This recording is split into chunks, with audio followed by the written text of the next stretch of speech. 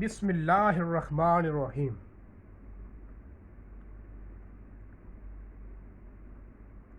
ان اللہ و ملائکتہ یصلون علی النبی یا ایھا الذین آمنوا صلوا علیہ وسلموا تسلیما۔ صدق اللہ مولانا العظیم۔ اللہم صلی علی سیدنا و مولانا محمد وعلی آلہ وصحبہ وبارک وسلم۔ تمام سامعین اور ناظرین کو السلام علیکم ورحمۃ اللہ وبرکاتہ۔ آج ہم جس موضوع پر گفتگو کرنے جا رہے ہیں وہ درود شریف، اس کی اہمیت اور فضیلت، قرآن اور حدیث کی روشنی میں ہم گفتگو کریں گے۔ درود شریف کی اہمیت اور فضیلت پر گفتگو کرنے کے لیے میں نے دو اس کا سیشن رکھے ہیں۔ انشاءاللہ ایک آج ہو جائے گا، ایک انشاءاللہ نیکسٹ ہم ویک کر لیں گے۔ تو اس کو دیکھنے کے لیے اور اس کو دیکھنے کے لیے آپ لوگ تحریک ترجمان الاسلام کے پیج کو، جو فیس بک پر بھی ہے اور یوٹیوب پر بھی، وہاں سے آپ فالو کر لیں تاکہ ہماری آنے والی جو ہے وہ ویڈیو وہ آپ تک پہنچ سکیں۔ تو آج کا جو میں نے جو آیہ کریمہ آپ کے سامنے تلاوت کی، ان اللہ و ملائکتہ یصلون علی النبی یا ایھا الذین آمنوا صلوا علیہ وسلموا تسلیما۔ قاضی ایاز رحمۃ اللہ علیہ اپنی کتاب الشفاء میں لکھتے ہیں کہ یہ آیت مبارکہ بطور خاص حضور نبی اکرم صلی اللہ علیہ وآلہ وسلم کی عظمت، آپ کی شان مبارک، آپ کے علو المرتبت اور آپ کے عظیم اور بلند مرتبے کے اظہار کے لیے اللہ پاک نے یہ آیت مبارکہ صادر فرمائی کہ اللہ اور اس کے تمام فرشتے حضور نبی اکرم صلی اللہ علیہ وآلہ وسلم پر درود اور سلام بھیجتے ہیں۔ اے ایمان والو، تم بھی حضور نبی اکرم صلی اللہ علیہ وآلہ وسلم پر درود اور سلام بھیجا کرو۔ قاضی ایاز لکھتے ہیں کہ یہ آیت بطور خاص حضور نبی اکرم صلی اللہ علیہ وسلم کی شان، ان کے عظیم رتبے، ان کے علو المرتبت اور عظیم اور بلند مرتبے کے اظہار کے لیے اللہ پاک نے یہ آیت مبارکہ صادر فرمائی۔ اب اس بات کو آپ ذہن نشین کر لیں، میں ایک اہم نقطہ دے دوں حافظان کرام کو، وہ اس بات کو نوٹ کریں کہ یہ جو آیت مبارکہ ہے، ان اللہ و ملائکتہ یصلون علی النبی یا ایھا الذین آمنوا صلوا علیہ وسلموا تسلیما، جو پہلی آیت مبارکہ ہے کہ اللہ اور اس کے تمام فرشتے حضور نبی اکرم صلی اللہ علیہ وسلم پر درود اور سلام بھیجتے ہیں۔ اللہ اور اس کے تمام فرشتے حضور نبی اکرم صلی اللہ علیہ وسلم پر درود بھیجتے ہیں۔ یہ جو آیت مبارکہ ہے یہ خبریہ ہے، اس میں خبر دی گئی ہے کہ اللہ اور اس کے تمام فرشتے حضور نبی اکرم صلی اللہ علیہ وسلم پر درود اور سلام بھیجتے ہیں۔ یہ کیا ہے؟ یہ خبر ہے، یہ خبر ہے۔ پہلا جملہ خبریہ ہوا کہ اللہ اور اس کے تمام فرشتے، خبر دی گئی نا کہ اللہ اور اس کے تمام فرشتے، یہ اللہ پاک خبر دے رہے ہیں کہ اے لوگو، اے مومنین کو خبر ہے، مومنوں کو خبر دے رہے ہیں کہ اے ایمان والو، اللہ اور اس کے تمام فرشتے حضور نبی اکرم صلی اللہ علیہ وسلم پر درود اور سلام بھیجتے ہیں، یہ ہو گئی خبر۔ پہلے خبر دی اور پھر بعد میں حکم دیا اے ایمان والو تم بھی حضور نبی اکرم صلی اللہ علیہ وسلم پر درود اور سلام بھیجو۔ اب جو بات نوٹ کرنے والی یہ بات بھی ہے کہ یہ پہلا جو جملہ ہے یہ خبریہ ہے، اور بعد کا جملہ جو ہے وہ حکمیہ ہے، اس میں حکم دیا گیا۔ اب دوسری بات جو نوٹ کرنے والی یہ ہے، قرآن مجید میں الحمد سے لے کر والناس تک اس ایک مقام کے سوا کسی اور جگہ ایسی آیت مبارکہ نہیں ہے، ایسی جگہ نہیں ہے۔ الحمد سے لے کر والناس تک کوئی ایک جگہ نہیں سوائے اس کو چھوڑ کر کہ جہاں پر پہلے خبر دی جائے اور بعد میں حکم دیا جائے۔ کوئی ایسا جگہ، کوئی ایسا مقام قرآن مجید میں سوائے اس کو چھوڑ کر کوئی اور کسی اور مقام پر ایسی بات نہیں ہے کہ جہاں پر پہلے جو ہے خبر دی جائے اور بعد میں حکم دیا جائے، سوائے اس مقام کو چھوڑ کر۔ اب یہ حضور نبی اکرم صلی اللہ علیہ وسلم کا وہ شرف اور وہ امتیاز، وہ خصوصیت اور وہ عظمت ہے کہ اس کی کوئی اور مثال نہ پورے قرآن میں ہے، نہ تمام انبیاء علیہ السلام میں سے کسی نبی اور نہ کسی رسول کے بارے میں صادر ہوئی۔ یہ حضور کریم صلی اللہ علیہ وسلم کا وہ شرف اور وہ امتیاز اور وہ خصوصیت اور وہ عظمت ہے جس کی نہ کوئی مثال تو پورے قرآن میں ہے، نہ تمام انبیاء علیہ السلام میں، اور نہ کسی نبی اور کسی رسول کے لیے ایسی بات، ایسا شرف اور ایسا امتیاز صادر ہوتا ہو۔ اب یہاں پر ایک بات بڑی خاص اور بتا دوں کہ اللہ تبارک و تعالیٰ نے جب سلسلہ نبوت شروع کیا، بڑی خاص بات ہے۔ آدم علیہ السلام کو اور بڑا اہم نقطہ ہے، اور آدم علیہ السلام کو دنیا میں بھیجا اور سلسلہ بشریت کو بھی شروع کر دیا۔ آدم کی تخلیق ہوئی، آدم علیہ السلام کو تخلیق فرما لیا، تو عظمت نبوت کے اظہار کے لیے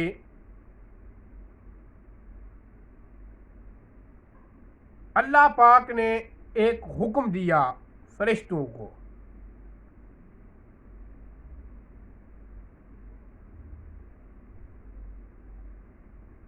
نبوت کے اظہار کے لیے اور آدم علیہ السلام کی عظمت ظاہر کرنے کے لیے، آدم علیہ السلام کا مقام اور مرتبہ ظاہر کرنے کے لیے ایک حکم صادر فرمایا۔ وہ حکم کیا تھا؟ آدم کو سجدہ کرو، آدم کو سجدہ کرو۔ جب اللہ تبارک، اب بات سمجھ رہے ہیں، جب اللہ تبارک و تعالیٰ نے عظمت نبوت کا اظہار چاہا، آدم علیہ السلام کی عظمت کا اظہار چاہا، آدم علیہ السلام کو بھیج کر جب سلسلہ بشریت کا آغاز کیا، تو اس وقت اللہ تبارک و تعالیٰ نے چاہا کہ آدم علیہ السلام کی عظمت کو ظاہر کیا جائے۔ تو ظاہر کرنے کے لیے اللہ پاک نے جو حکم دیا وہ یہ فرشتوں کو دیا کہ آدم علیہ السلام کو سجدہ کرو۔ اب یہاں پر ایک بات ساتھ میں اور بات کہہ دوں، بات سجدے سے چلی ہے، تو یہ سجدہ یاد رکھ لیں کہ یہ سجدہ عبادت کے لیے قطعی طور پر نہ تھا، عبادت کے لیے قطعی طور پر نہ تھا، یہ بات آپ ذہن نشین کر لیں۔ یہ سجدہ صرف تعظیم کے لیے تھا، آدم علیہ السلام کی تعظیم کے لیے تھا، تعظیم کے لیے تھا، یاد رکھ لیں، عبادت کے لیے قطعی طور پر نہ تھا۔ تو آدم علیہ السلام کی عظمت کے اظہار کے لیے اللہ پاک نے فرشتوں کو حکم دیا کہ آدم علیہ السلام کو سجدہ کرو۔ اب فرشتوں نے سجدہ کیا سوائے ابلیس کے، وہ موضوع تھوڑا جدا ہے، میں اور چیز جو ہے وہ اہم نقطہ وہ اور دے رہا ہوں۔ تعظیم کرائی کس سے؟ فرشتوں سے تعظیم کروائی۔ مگر خود اس میں شامل نہ ہوا۔ اللہ تبارک و تعالیٰ کی ذات نے صرف حکم دیا، خود اس میں شامل نہیں ہوا۔ تعظیم کس سے کرائی؟ فرشتوں سے۔ اب اظہار عظمت کے اس عمل میں اللہ پاک نے تعظیم فرشتوں سے کروائی مگر خود اس میں شامل نہ ہوا۔ یہ عمل کس سے کرایا؟ یہ عمل کروایا فرشتوں سے۔ فرشتوں کو حکم دیا کہ آدم علیہ السلام کو سجدہ کرو۔ بتانا یہ مقصود ہے کہ جب آدم علیہ السلام کی عظمت کا اظہار چاہا تو ایسے جو ہے عمل کو منتخب کیا جو صرف فرشتوں سے کرایا ہو، خود اس میں شریک نہ ہوا۔ اب یاد رکھ لیں وہ سب سے پہلا عمل تھا اس کائنات کی تاریخ میں عظمت نبوت کے اظہار کے لیے، وہ سب سے پہلا عمل تھا۔ اور جب سب سے پہلے کوئی دلیل دی جاتی ہے وہ اتنی مضبوط اور اتنی مستحکم دی جاتی ہے پھر جس سے بنیاد پڑ جائے، جس سے بنیاد پڑ جائے۔ مگر جو اللہ پاک نے جو عمل منتخب کیا اس سے آدم علیہ السلام کی عظمت جو ہے وہ ظاہر ہوئی، مگر فرشتوں کو شامل کیا، خود اس میں شریک نہ ہوا۔ تو اسی طرح باقی انبیاء علیہ السلام کے اپنے اپنے دور میں ان کی عظمت کا اظہار اللہ پاک کراتا رہا، سب کی عظمت کا اظہار کرایا جن جن کی عظمت کا اظہار چاہا، مگر ایسے عمل کو منتخب کرتا رہا جس سے ان کی عظمت کا اظہار بھی ہو جائے اور خود اس میں شریک نہ ہو۔ اب آپ بات سمجھ رہے ہیں نا؟ تمام انبیاء علیہ السلام کی اپنے اپنے وقت میں ان کی عظمت کا اظہار جیسے آدم علیہ السلام کی عظمت فرشتوں سے کرائی، اسی طرح تمام انبیاء علیہ السلام کی عظمت کا اظہار اللہ پاک ان کے اپنے اپنے وقتوں میں کرواتا رہا، ایسے عمل کو منتخب کرتا رہا جن سے ان کی عظمت کا اظہار بھی ہو جائے اور خود اس میں شریک نہ ہو۔ مگر جب باری آئی آقا علیہ السلام کی تو دیکھیں تو پھر ان کی بھی عظمت کا اظہار چاہا، ان کی عظمت کو ظاہر کرنا چاہا۔ جب حضور نبی اکرم صلی اللہ علیہ وسلم کی باری آئی تو یہاں پر ایسے عمل کو منتخب کیا جہاں پر سب سے پہلے خود شامل ہوا ہو، بعد میں فرشتوں کو حکم دیا کہ فرشتوں تم بھی آگ مصطفیٰ پر درود بھیجو۔ بات سمجھ گئے؟ تمام انبیاء علیہ السلام کی عظمت کا اظہار چاہا مگر ایسے عمل کو منتخب کیا کہ ان کی عظمت کا اظہار بھی ہو جائے اور خود اس میں شامل نہ ہو۔ جب آدم علیہ السلام کی تو یہ عظمت کے اظہار کے لیے جو پہلا حکم دیا گیا تھا، اور جب کوئی پہلی دلیل دی جاتی ہے دنیا کے سامنے رکھی جاتی ہے تو وہ اتنی مضبوط اور مستحکم رکھی جاتی ہے، پھر میں نے کہا جس سے بنیاد پڑ جائے۔ مگر اس وقت بھی اللہ پاک نے ایسا حکم صادر فرمایا کہ فرشتوں کو کہا کہ آدم علیہ السلام کو سجدہ کرو، مگر جب باری حضور نبی اکرم صلی اللہ علیہ وسلم کی آئی تو یہاں پر ایک ایسے عمل کو منتخب کیا جہاں پر سب سے پہلے خود شامل ہوا ہو اور بعد میں فرشتوں کو حکم دیا کہ بے شک اللہ اور اس کے تمام فرشتے، بعد میں فرشتے حضور نبی اکرم صلی اللہ علیہ وسلم پر درود اور سلام بھیجتے ہیں۔ اے ایمان والو تم بھی حضور نبی اکرم صلی اللہ علیہ وسلم پر درود اور سلام بھیجو۔ اب یہ بات بھی آپ نے سمجھ لی ہے۔ اب ایک اور بات دیکھیں، ہم لوگ جو ہے 5 وقت کی نماز پڑھتے ہیں، تہجد پڑھتے ہیں، روزے رکھتے ہیں، حج زکوٰۃ سب کچھ اگر کرتے ہیں تو معلوم نہیں قبول ہو یا نہ ہو۔ یہ جو قبولیت والا سبجیکٹ ہے یہ جدا ہے، قبولیت سبجیکٹ ہی جدا ہے۔ نمازیں پڑھی قبول ہو یا نہ ہو، تہجد پڑھے، نوافل پڑھے، حج زکوٰۃ عمرہ سب کیا، معلوم نہیں قبول ہو یا نہ ہو۔ نماز پڑھی قبول ہو یا نہ ہو، یہ ظنی القبول ہے۔ تمام عبادات ظنی القبول ہیں جن کا قبول ہونا حتمی نہیں ہے، یقینی نہیں ہے کہ مولا کی مرضی ہے قبول کرے یا نہ کرے. میں نے کہا کہ وہ موضوع ہی جدا ہے, وہ موضوع ہی جدا ہے. تمام عبادات جو ہے ظنی القبول ہے, مگر ایک عمل درود اور شریف کا عمل جو قطعی القبول ہے, جس کا قبول ہونا حتمی ہے, جس کا قبول ہونا یقینی ہے. اب ادھر جو ہے پڑھنے والے نے پڑھ لیا, ادھر قبول کرنے والے نے کر لیا. میں نے کہا کہ درود شریف, نماز دیکھیں پڑھی قبول ہو یا نہ ہو, روزہ رکھا قبول ہو یا نہ ہو, حج کیا قبول ہو یا نہ ہو, زکوٰۃ دی قبول ہو یا نہ ہو, مولا کی مرضی ہے.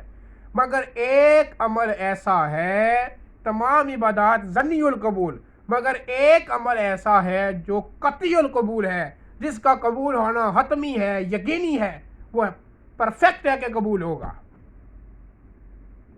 وہ کون سا عمل ہے؟ وہ عمل لوگوں درود شریف کا عمل ہے. درود شریف ادھر پڑھنے والے نے پڑھا, ادھر قبول کرنے والے نے کر لیا. اعلیٰ حضرت لکھتے ہیں کہ ہم یہاں سے پڑھیں وہ مدینے سنے, ان کی اعلیٰ سماعت پہ لاکھوں سلام. تو درود شریف ادھر پڑھنے والے نے پڑھ لیا, ادھر سننے والے نے سن کر قبول کر لیا. تو درود شریف ایک ایسا عمل ہے جو قطعی القبول ہے, اور باقی تمام عبادات ظنی القبول ہے. درود شریف وہ پاکیزہ عمل ہے جو انسان کے تن من کو ہر قسم کی علائشوں, ہر قسم کی جو ہے کثافتوں, ہر قسم کی آلودگی سے, میل کچیل سے صاف کر دیتا ہے, صاف پاک کر دیتا ہے.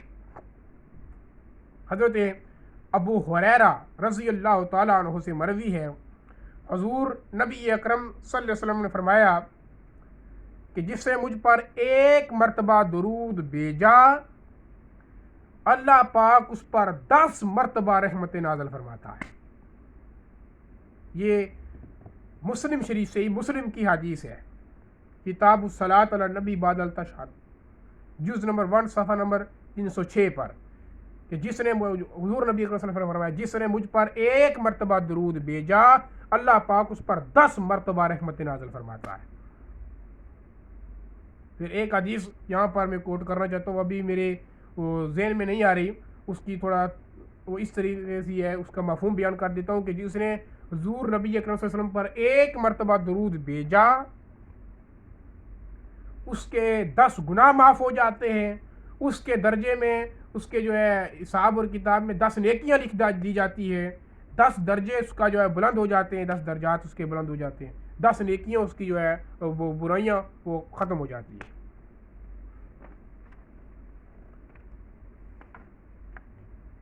تو ایک اور حدیث حضرت عبد بن مسعود رضی اللہ تعالیٰ عنہ فرماتے ہیں, حضور نبی کے فرمایا قیامت کے روز لوگوں میں میرے سب سے زیادہ قریب وہ ہوگا جو اس دنیا میں مجھ پر کثرت سے درود اور سلام بھیجتا ہے.